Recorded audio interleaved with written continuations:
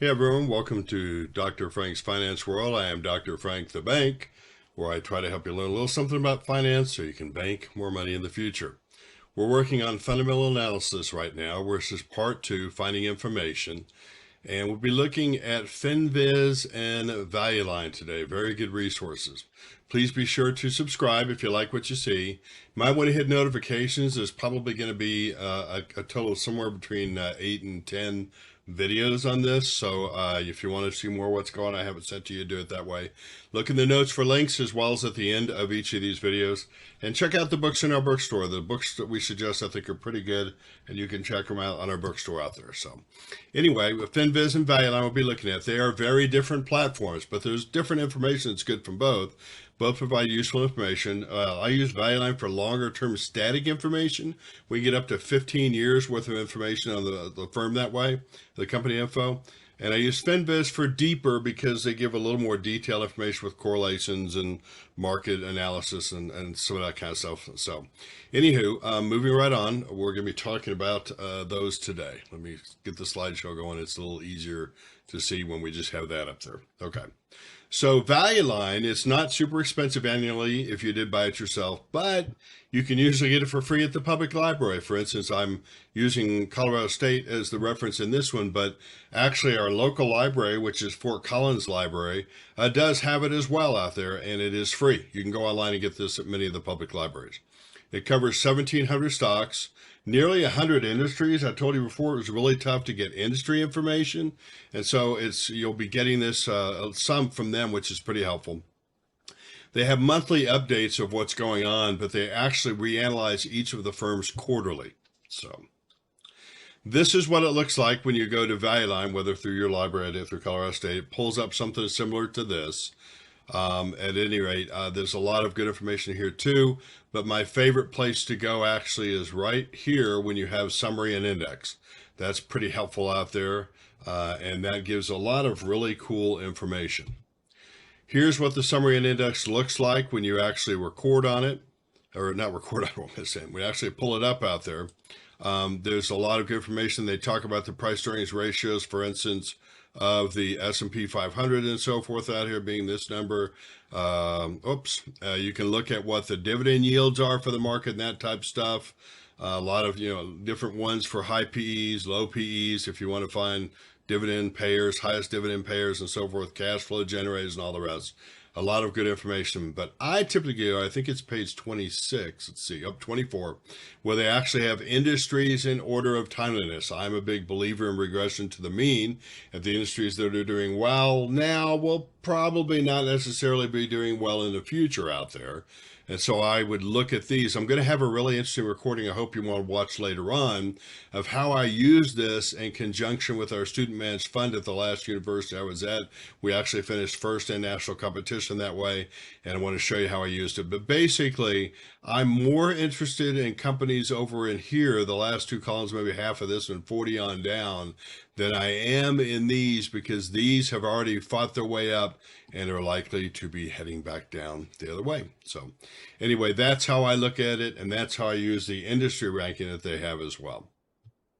When you put in a company, for instance, on the initial page up here, if you were to put in the quote or the ticker symbol for a company and get the quote on it, would actually look like this when you pull it up. And this one is a great big company out there. I won't tell you who it is, but this is what I was talking about, where if you want to see the sales per share or the book value per share, or more importantly, maybe the average annual price to earnings per share over the last 15 years or so, it gives you pretty good information.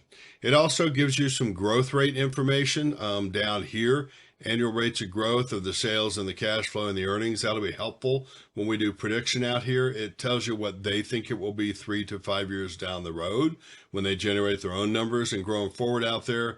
They do talk a lot about the business in this area, about where they are around the world geographically and some other kind of stuff, different segments they might be competing at. And they give typically a great synopsis of what's going on here. My favorite, Value Line ranks them from 1 to 5, with 1 being the best. Only the top 100 get the best in any of the categories I look at.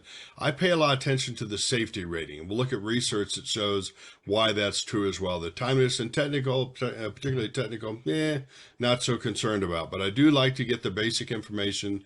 We use some historical information in the past, as well as the synopsis of the firm. FinViz is my favorite all time, to be honest with you. I'm an elite FinViz member because I signed up for it. That's how I signed up for it. But at any rate, you can put in different information on companies, but as it pulls up the first one, it gives the big indexes and how companies are doing that way. This is a really cool thing. It's called a heat map, and it is for the S&P 500 companies. The bigger the box, the bigger their market cap. And another way of looking at that is the bigger impact they have on given indexes and stuff out there. So a lot of really good information here, and I love to go to FinViz. I go there all the time. On the bottom half of that screen, you'll see different things, quotes on ones, headlines and so forth. This one, which is essentially economic news, is a great one as well. We'll go to CoreyFund later on and show how that one impacts it in investing as well. But actually, this has great economic indicators. This is my first look at economic indicators during the day as well. It also gives some basic treasury and some futures on crude oil and some of that kind of information. Once you put in a company, it will actually get the quote for it, put it up here, it'll pull up to the chart here, and a lot of other interesting information on it as well.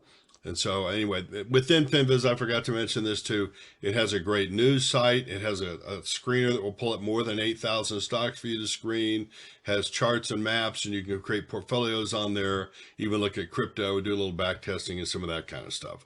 But this is what a company I was looking at. This is just a basic sort of picture of it graphically from a Bollinger Band and RSI, how we looked at that in the technical analysis stuff we went through. Going a little further down the page, though, it does pull up some basic information about how they think earnings per share growth will be, the debt to equity ratio out there. If it's a red, it's above industry average. In theory, a warning. When it's green, it's below. I look many times at the earnings per share growth rate this year and next year and so forth out there. And you can see what industry they're in and so forth up here, but you can see how what the growth rate in earnings per share is, what the growth rate in sales has been. You can see, for instance, this firm has gone from 546 million shares down to 488 million shares. So they've actually been buying back their shares, and some basic information on what the analysts think about it as well. You can go further down and get financial information. When you do click on it, there's an income statement, balance sheet, or cash flow. Once again, it's going from oldest to the right to newest to the left, so always keep that in mind. But it has 1, 2, 3, 4, 5, 6, 7 years worth of information.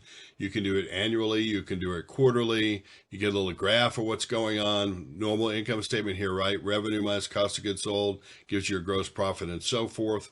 I will take all of these numbers and highlight them, just like I talked about, left click and highlight it. And I copy and paste that in an Excel sheet as well. There's other information about, major stockholders and managers and that kind of stuff. But I post that accounting information in here just like I did with Yahoo Finance, but it's cleaner than we saw, for instance, with some of the other information we pulled, I think Morningstar and so forth. But at any rate, you have the information here going from older to new that we will transform later on. I'll show you what that means to come up with historically where it is and informationally where it might want to be when we do pro formas and so forth. Good information source, though. Another really cool thing about FinViz, as far as I'm concerned, is that you can actually create a portfolio inside of it. And then when you go and analyze the portfolio, one of the things you can look at is the statistics on the portfolio. You can open it in bubbles. It's really cool there and so forth. And see, this portfolio I put together actually has 37% technology, 25% financial, 25% communication and so forth. Mostly mega cap, really large ones out there. Some consumer electronics, some semiconductor and so forth. When you go further down still, it actually shows you how this portfolio would have done relative to how you weight it versus equally weighted as well. And then you can see how the S&P did as well. So this portfolio did not do as well as the S&P. It hung in there pretty well until about June of this year, May or June of this year. But it gives some really interesting information on the average price to earnings ratio of the portfolio, earnings per share growth rate in the last year, price to sales, price to book of the entire portfolio. So it gives you some really good relative valuation for your portfolio, and that can prove to be very helpful down the road. Okay, so that's FinViz, and when you look out there, Value Line as well. FinViz has its own book out there. There's a book, you can look it up. We'll put a link to this out there. They call it 16 investment books in one paperback. It is actually pretty interesting. I've looked through that as well. Value Line has their own survey on how you use the information to invest out there as well. When we look at research, I'll pop over to that in a second here. One of these is based on Value Line, the other on FinViz and so forth. So I'm going to exit so we can actually look at those. And when we pull that up, we will see that this is the one about Value Line, a half century of research on Value Line. It's kind of interesting when they do these comprehensive reviews because they put together what other people's research says and so forth. Anyway, to look at a review of it out there, 60 academic papers published and so forth.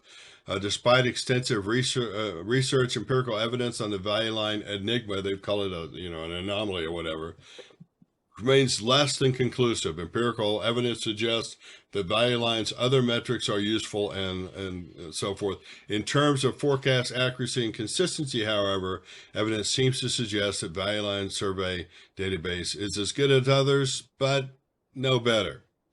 The other research I want to pull up for you deals with FinViz, so you can go check it out. They talk about how they use FinViz and some of the other things in it that are cool. One can narrow down the search to what you prefer on specific data. The map tab will bring you a chart and shows you the biggest contributors in the stock market. They're talking about the heat map out there and so forth out there. They also color code this to show a loss or gain. When I get to the investment chart, they also break it down by groups or sectors. This gives the user the ability to see how the futures are performing, assess price action, and how relative performance of other futures. They have a similar format for the Forex trading and cryptocurrencies. Overall, this website shows data for whatever someone might be interested in investing, and I would agree with that as well. So in conclusion on this one, the strategy and tip is I use FinViz as probably my number one go-to out there. It's my main platforms. I like the fact that it gives 6+ years of data, has a great screener, really good portfolio tools. You can link to it there if you want. Don't forget to send emails and comments and suggestions. Ask Dr. Frank. That's another thing we're bringing up there. And Finding Information Part 3 is next.